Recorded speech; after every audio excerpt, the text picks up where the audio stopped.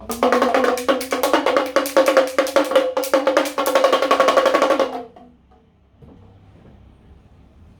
गंगणपते नमः। ओम नमः शिवाय। मेरे YouTube चैनल देखने वाले सभी दर्शकों को मेरा प्यार भरा नमस्कार। आज मैं आपको जो किसान आंदोलन के कार्य चल रहा था और जिस पे किसानों ने धरना दिया हुआ था और वो कानून जो वापस हुआ है, उस कितने बजे और किस दिन वो कानून वापस हुआ है, उसके मुहूर्त की कुंडली मैंने यहाँ पे बनाई हुई है। ये धनु लगन की कुंडली बनती है। धनु लगन 3 डिग्री 20 अंश पे बनता है और जब प्रधानमंत्री जी ने सुबह 9:10 11 पे जो ये ऐलान किया था, यह उसकी प्रश्न कुंडली भी है, यह उसका मुहूर्त की जो कुंडली बनाई जाती है। जैसे मोदी जी शपथ ग्रहण लेते हैं, उस पर भी मैंने कुंडली बनाई थी और मैंने उसमें बताया था कि बहुत से विघ्न आएंगे, बहुत सी उलझने आएंगी, लेकिन ये अपना 5 साल पूरा निकाल लेंगे। यह मेरी पिछली वीडियो में था जब इन्होंने दूसरा शपथ ग्रहण लिया था। और वही बात है कि उलझने तो बहुत आ रही हैं, लेकिन 56 इंच का सीना और 56 इंच का दिमाग यह कभी झुकने वाला नहीं है। यह मैंने पहले भी बोला था, जब पुलवामा में हुआ था तो मैंने कहा था जनता सोती रह जाएगी और मोदी जी कुछ ऐसा काम कर जाएंगे जिससे जनता की रक्षा होगी। और जनता सोती रह गई थी और सुबह जो कानून बदला था तो वह पूरी जनता के लिए, देश के लिए लाभकारक था। अब जो इन्होंने कानून वापस लिया है, उसके अंदर थोड़ी सी उलझने आ रही हैं, क्योंकि हमारे देश की कुंडली जो है वृष लगन की है और जो ग्रहण लगा था वह छठे घर में, जो प्रश्न कुंडली के हिसाब से छठे घर में हमारा ग्रहण लगा हुआ था। और उसी दिन हमारे प्रधानमंत्री जी ने वह कानून वापस लेने का ऐलान किया था। अब इसके अंदर मैं आपको बताती हूं कि मैंने पिछली जो प्रेडिक्शन की थी आपके साथ कि राजनीतिक में उठापटक होगी, वो हो भी रही है और कईयों के पद जाएंगे, कईयों को पद बड़े मिलेंगे। ये आपने राजस्थान में भी देख लिया और बाकी राज्यों में भी आप देख रहे हो और अभी आप आगे आने समय में भी देखेंगे। दूसरा मैंने बोला था पुलिस बल का, उसमें भी आप देखिए बॉम्बे के अंदर जो मुठभेड़ हुई है, हमारे कई पुलिस बल के सैनिक शहीद हुए हैं। और कश्मीर में जो आतंकवादियों के ऊपर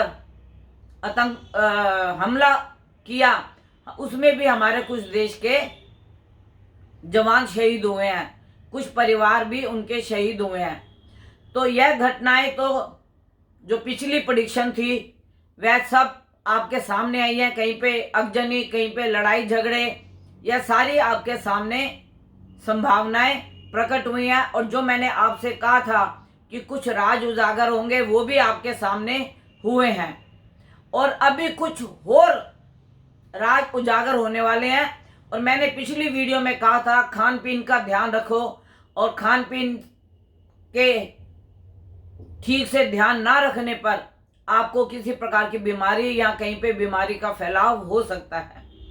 आप देखिए बिहार में शराब का नशाबंदी का राहु ने क्या काम किया और कितने लोग, जब मैंने ये भविष्यवाणी की थी उसके 3 दिन के बाद ही बिहार का पहला शराब का कांड आ गया था, जिसमें 25 लोगों की मृत्यु हुई थी और कुछ की आंखों की रोशनी चली गई थी। और उसके बाद 2-3 लगातार केस और भी हमारे सामने आए हैं। और जो ये राजनीतिक दल, विपक्षी दल चलती सरकार को घेरे में लेना चाह रहे हैं और ये सोच रहे हैं कि सरकार हार गई, इसीलिए इसने कानून वापस लिया। यह आप नहीं समझते, कानून वापस लेने के बहुत से कारण हैं। और जो ये विपक्षी दल इस बात को कह के अपनी पीठ थपथपा रहे हैं कि इलेक्शन आने वाले हैं, कि उसके डर से मोदी जी ने यह कानून वापस लिया है, यह उनका भ्रम है। अभी वे अपनी पीठ थपथपा लें, लेकिन अप्रैल को जो होने वाली घटना है, जो अप्रैल को सामने आएगा, वह दूध का दूध और पानी का पानी सामने आएगा। न 56 इंच का सीना झुकेगा, न 56 इंच का दिमाग झुकेगा। अब आप देखिए, जो ये ग्रहण यहाँ पे आया हुआ है, यह राहु जो वृष राशि में है, उसके साथ चंद्रमा है और चंद्रमा के साथ शुक्र है। शुक्र अपनी ही राशि का है और अपनी राशि के होने के साथ लाभ का भी मालिक है। तो जो विपक्षी दल है वह एनिमी बन के सामने आ रहे हैं और वह सब इकट्ठा होने की कोशिश कर रहे हैं, लेकिन विपक्षी दल कोई भी इकट्ठा नहीं हो पाएगा। सब में आपस में फूट पड़ेगी। ना सापा भाजपा से मिलेगा, ना भाजपा सापा से मिलेगी, ना कांग्रेस सापा से मिलेगी, ना सापा ना कांग्रेस से अखिल की सरकार से मिलेगी। यह कोई भी दल आपस में कहीं भी समझौता करने पे नहीं आएंगे और अंदर से ये कोशिश कर रहे हैं कि हम समझौता करके मोदी जी को किसी भी तरीके से नीचे ले आएं। देखिए, जो ये कुंडली बनी है, ये धनु लगन की कुंडली है। धनु लगन का जो उस दिन नक्षत्र था, वो केतु का नक्षत्र था। केतु का जो नक्षत्र होता है, वह होती है जड़, स्तंभ, जो पेड़ को खड़ा करके रखती है। विपक्षी दल ये सोच रहे हैं कि जड़ उखड़ जाएगी, हम जड़ को उखाड़ देंगे, लेकिन जड़ के अंदर अंदर इतनी जड़ें होती हैं कि वह मजबूती से पेड़ को संभाल के रखता है और यह पेड़ गिरने वाला नहीं है, क्योंकि मूला नक्षत्र कुछ भ्रम पैदा कर देता है। मूल नक्षत्र जो है वह कुछ भ्रम पैदा कर देता है। विपक्षी दलों में यह भ्रम पैदा हो गया है कि शायद हमारी जीत हो गई है, मोदी जी ने किसान आंदोलन वापस ले लिया है। लेकिन आप इस बात को सोच के चलिए, किसान आंदोलन वापस लेने का कोई कारण है, कोई कारण है जिस वजह से यह किसान आंदोलन वापस लिया गया है। जिस वक्त राहु परिवर्तन होगा, यह सारा खेल विपक्षी दल के सामने आ जाएगा और सारे विपक्षी दल मुंह के धर पे गिर जाएंगे, क्योंकि मूला नक्षत्र, मूल जो होता है उसका अपना ये मैंने किसी वीडियो में बोला है कि राहु और केतु, जो केतु है उसका कोई भी अस्तित्व नहीं है। मूला नक्षत्र को हम एक जड़ मानते हैं जो पूरे पेड़ को लेके चलती है, पूरे पेड़ को वो खड़ा करती है और उसके अंदर कई लटाएं, अगर आप किसी भी बड़े पेड़ को निकालें तो उसके अंदर आपको कई लटाएं जुड़ी हुई मिलेंगी। तो अगर कोई ये सोच के चले कि हम इस सरकार को गिरा देंगे तो यह असंभव है। दूसरी बात, जो ये किसान आंदोलन वापस हुआ है, इसका जो भी राज है, यह मोदी जी ने किसानों के फायदे के लिए अभी भी ये काम किया है, क्योंकि विपक्ष दल बार बार ये कह रहा था कि इनको आतंकवादी बोला, इनको देशद्रोही बोला, इनको ऐसा बोला, अब इलेक्शन आ रहे हैं तो उसकी वजह से ये ऐसे हो रहा है। ऐसा कोई भी कारण नहीं है। देखिए, देश के राजा सूर्य इस वक्त केतु के साथ है। कुछ ग्रहों की स्थिति ऐसी है जिसके कारण यह देश का माहौल बना हुआ है। 12वें स्थान में सूर्य का केतु के साथ ग्रहण लगना, ऑपोजिशन सोच रहा है कि हम पावर में आ गए हैं, हमने राजा को या राजा के भाग्य को पहला सब हमने उसका घेर दिया। यह बहुत बड़ी भूल है, यह बहुत बड़ी भूल है। लेकिन मैं आपको एक बात बता दूं, यह किसान आंदोलन कानून वापस होने से भी ये किसान लोग अपने रास्ते से नहीं हटेंगे। इनकी फिर कोई दूसरी डिमांड आ जाएगी, दूसरी डिमांड पूरी होगी फिर इनकी तीसरी डिमांड आ जाएगी। जैसे आंदोलन में जितने केस हुए उनको वापस लो, बिजली हमें फ्री में दो, पानी हमें फ्री में दो।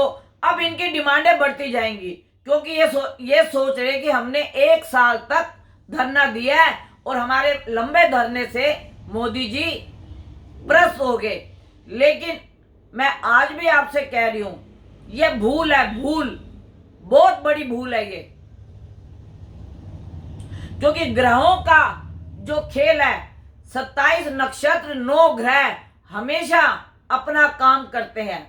इस वक्त जो ग्रहण लगा सूर्य के साथ, वह मैं ये बोलूंगी कि थोड़े से मोदी जी पोलाइटली हुए हैं। पोलाइटली होने का मतलब ये नहीं कि वो हार गए हैं, लेकिन उनके भी दिमाग में जो देश की प्रगति के लिए चल रहा है और जो उन्होंने ये कानून वापस लेने का सोचा है, इसमें भी जो आपके सामने राज खुल के आएगा वह 14 अप्रैल 2022 के बाद आप सब देखते रहोगे। यही सरकार आगे बढ़ेगी, यही सरकार मजबूत होगी और सारे जितने भी दल हैं यह सब मुंह की मुंह देखते हुए रह जाएंगे। क्योंकि देखिए, मेरे को थोड़ा सा ऐसा अनुभव होता है, मैं पक्का तो नहीं बोलती, क्योंकि मोदी जी का भी वृष लगन है, 8 नंबर वृश्चिक, और उनका जो सप्तम है वो है वृष राशि। वो इस समय गोचर से 6ठे घर में राहु के साथ शुक्र बैठा हुआ है। मोदी जी की जन्म कुंडली का सप्तम भाव का शुक्र जो है, इस समय जो प्रश्न कुंडली बनी थी उस हिसाब से उनका शुक्र जो है राहु के साथ चंद्रमा में 6ठे घर में रोग स्थान में बैठा हुआ है। और चंद्रमा अष्टम का मालिक है। वैसे तो अष्टम का मालिक अगर 6ठे में आ जाए, अगर 6, 8, 12 का स्वामी 6, 8, 12 में आ जाए तो उसको विपरीत राजयोग बोलते हैं। लेकिन इसके अंदर राहु का ग्रहण है, केतु भी उसको देख रहा है, तो उस ग्रहों के अवलोकन से मुझे ऐसे लगता है कि कहीं हमारे देश के प्रधानमंत्री जी का स्वास्थ्य में थोड़ी नरमी ना आ जाए, स्वास्थ्य के अंदर। क्योंकि मैं अभी जब से इनको देख रही हूं, कोई इतनी बड़ी तो मेरे को कहीं प्रॉब्लम दिखी नहीं, और ना कभी हमने सुनी कि इनके स्वास्थ्य में या इन्होंने स्वास्थ्य के करके छुट्टी ली है या ये कुछ आराम कर रहे हैं या ये कहीं छुट्टी करने गए हैं, ऐसा मैंने अभी तक देखा नहीं।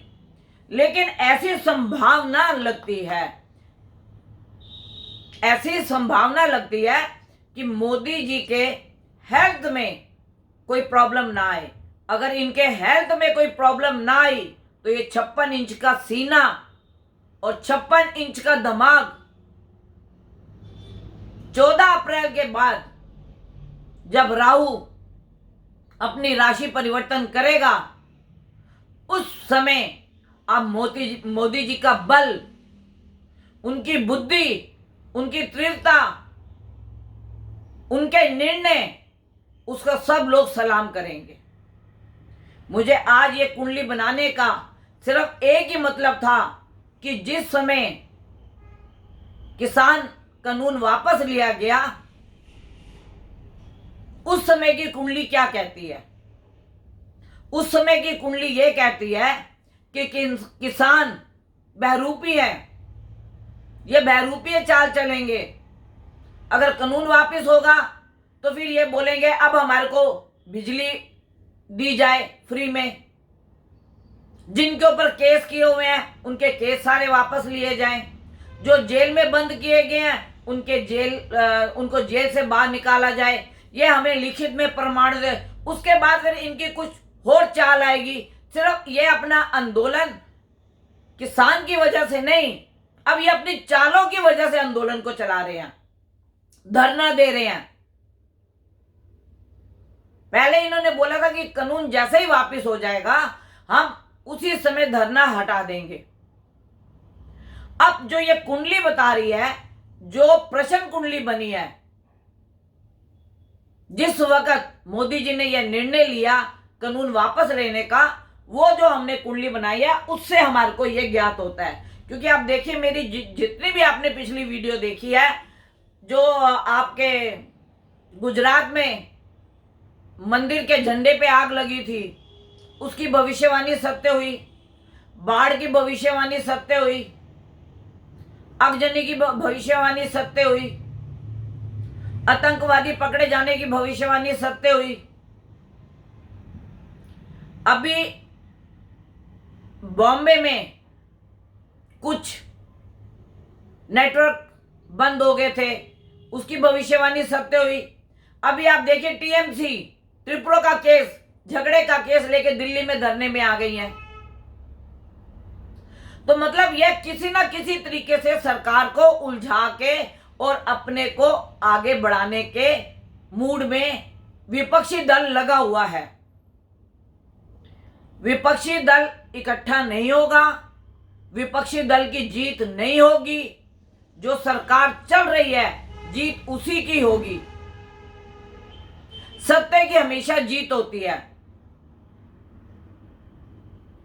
और मैंने अपनी प्रेडिक्शन में यह भी कहा था, कहीं पे सत्ता जाएगी, कहीं पे सत्ता आएगी।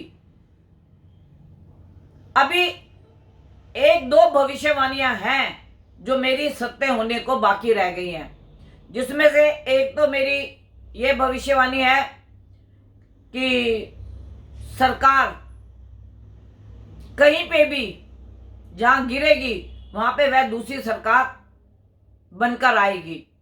यह भविष्यवाणी अभी मेरी सामने नहीं आई है। दूसरी जो मैंने बोला था कि जिस प्रकार से नेता अभिनेता किसी बड़े नेता की आयु को घात लग सकता है, एक भविष्यवाणी वो है। और एक भविष्यवाणी मैंने बोली थी, कोई भी गैंगस्टर या तो उसको सजा होगी, या वह पकड़ा जाएगा, या उसको फांसी होगी। उसके ऊपर न्याय का फैसला बहुत सख्त आएगा। यह तीन भविष्यवाणियां अभी सत्य होनी बाकी हैं। लेकिन जो ये किसान आंदोलन की भविष्यवाणी है, यह मैं आपको बता दूं, आप अप्रैल 22 तक इंतजार कीजिए। और यही वीडियो मैं अपने लिंक में डालूंगी दोबारा से, और आपको बताऊंगी कि मैंने यह बताया था कि 56 इंच का सीना और 56 इंच का दिमाग ऐसा खेल रचेगा, जितने भी दल है विपक्ष के मुंह के भर गिरेंगे।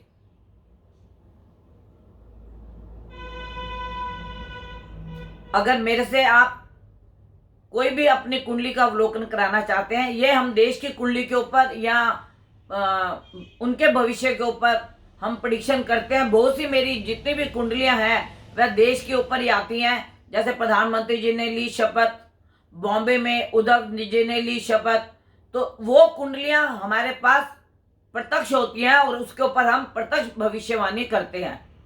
लेकिन अगर आप ये बोले कि भाई हर राशि के ऊपर हम प्रेडिक्शन करें, तो एक राशि पे बहुत से लोग पैदा होते हैं और बहुत से लोगों के अलग अलग नक्षत्र होते हैं और उनका जीवन भी अलग अलग होता है।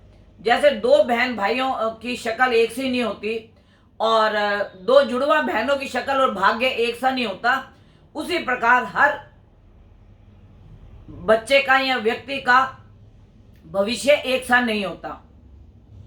तो अगर आप अपनी कुंडली का अवलोकन कराना चाहते हैं तो आप मेरे से 11 बजे से 4 बजे के बीच में कांटेक्ट कर सकते हैं।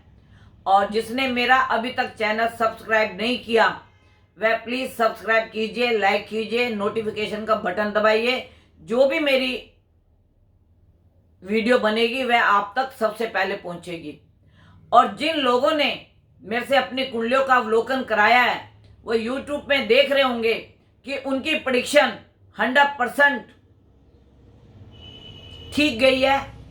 और जो उनको आगे के लिए भविष्य के लिए बताया गया है वो जब भविष्य में होगा तो वो अपने आप जानेंगे कि गुरु माँ ने ये भविष्यवाणी सत्य की थी। लेकिन उनका पास्ट और प्रेजेंट जितना बताया है वो उनको 100% मैंने बताया है और उनके फोन भी मेरे पास आते हैं। तो इसीलिए आपके जो भी आचार्य हैं, मैं ये नहीं बोलती कि आप मेरे से कुंडली अपनी चेक कराइए। आपके जो भी आचार्य हैं, आप जिनसे भी अपनी कुंडली का अवलोकन कराते हैं, आप उनसे अपनी कुंडली का अवलोकन कराएं। और समय से पहले जो हम आपको बताते हैं कि ग्रहण लगने से क्या होगा, चंद्र ग्रहण से क्या होगा, सूर्य ग्रहण से क्या होगा, या जब ग्रह परिवर्तन होते हैं तो उसके बारे में भी हम आपको बताते हैं। अभी तक आपने जितनी भी मेरी पिछली वीडियोस देखी होंगी, जो मोदी जी पे है, अमित शाह जी पे है, अखिलेश पे है, मायावती क्या कहते हैं, ममता जी के जो बंगाल में इलेक्शन हुए थे उसकी जो प्रेडिक्शंस हैं, यह सारी मेरी प्रेडिक्शंस आप जाके वीडियो पे देख सकते हैं गुरु माँ सोनबाला के नाम से। और आपको पता लग जाएगा कि मैंने कितनी प्रेडिक्शन की थी और कितनी प्रेडिक्शन सही हुई। अभी तक तो मैं ये बोलूँगी कि मैंने अगर 10 प्रेडिक्शन की हैं तो 10 की 10 सही हुई हैं। लेकिन ये सही करने का हमारा कोई वो नहीं बनता, यह हमारे गुरु, हमारे इष्ट, हमारी अदृश्य शक्तियां हमारी जीवा पे आके बैठ के सरस्वती हमारे को ज्ञान दे के यह प्रेडिक्शन करवाती है जो सत्य होती है। तो इसीलिए आप जो भी मेरे से कांटेक्ट करना चाहें, मेरा कांटेक्ट नंबर है 9810930691 9999, 4 बार 99338366। इसके ऊपर आप मेरे से कांटेक्ट कर सकते हैं। और आपका परिवार सुखी रहे, निरोगी रहे, किसी को किसी प्रकार का कष्ट ना हो। बाकी मैं सबको यही बोलूँगी कि कोरोना के जितने भी नियम हैं आप उनको फॉलो कीजिए। आप ये मत सोचिए कि कोरोना चला गया, हम जितने मास्क लगा के चलेंगे, जितना अपने को सेव करके चलेंगे, वह हमारे लिए और हमारे परिवार के लिए और हमारे पड़ोसियों के लिए, सबके लिए लाभदायक है।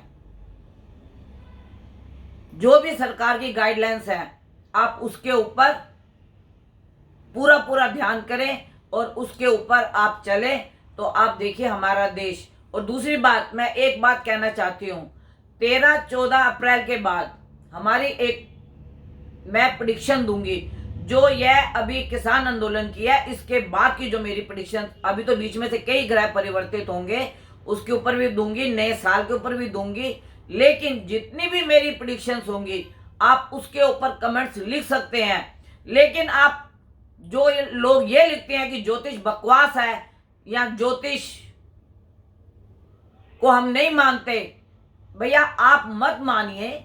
लेकिन जब ग्रह अपना कार्य करते हैं और नक्षत्र जब अपनी होनी पे आते हैं तो आपको खुद ही पता लग जाता है। और फिर बड़े से बड़ा जो यह बात करने वाला इंसान है वह फिर अपने एस्ट्रोलॉजर के पास जाता है और कुंडली का अवलोकन करता है। ज्योतिष एक साइंस है और एक कैलकुलेशन है। अगर आपकी कैलकुलेशन बिल्कुल सही है तो ज्योतिष में कोई भी यह नहीं कह सकता कि प्रेडिक्शन गलत हो सकती है, क्योंकि यह हमारे पूर्वज जो संत तपस्वी थे, जो 500-500 साल पहले, 1000 साल पहले ग्रंथ लिख गए हैं, उसके अंदर भी उन्होंने ग्रहों का अवलोकन किया है।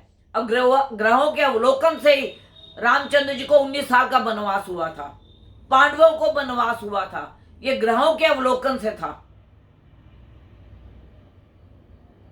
ग्रह बोलते हैं, नक्षत्र बोलते हैं। अगर ग्रह नक्षत्र ना बोले तो फिर सबके चेहरे एक से हो जाए, सबकी आवाज एक सी हो जाए, सबका दिमाग एक सा हो जाए। एक साधारण व्यक्ति, साधारण परिवार से पला हुआ व्यक्ति, बिना किसी अप्रोच के, बिना किसी के सहायता के, अपने बलबूते पे, अपने ग्रह नक्षत्र के हिसाब से आज देश का प्रधानमंत्री बना हुआ है। ये ग्रह नहीं है तो क्या है? ये ग्रह नहीं है तो क्या है?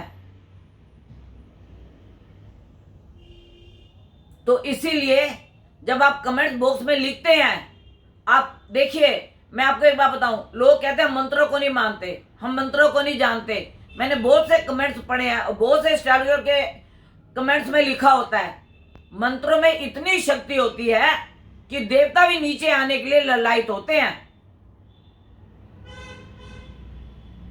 किस लिए देवता लोग नीचे आते हैं? मनुष्य की रक्षा के लिए, उनके दुख हरने के लिए। अगर मंत्रों में शक्ति ना हो तो कोई देवता नीचे ना आए। क्यों कहते हैं कि उसने इतने मंत्र की सिद्धि कर ली और मंत्र सिद्ध करके उसने देवता के ज्ञान को प्राप्त कर लिया? हम क्यों कहते हैं कि हमारे से अदृश्य शक्तियां बातें करती हैं?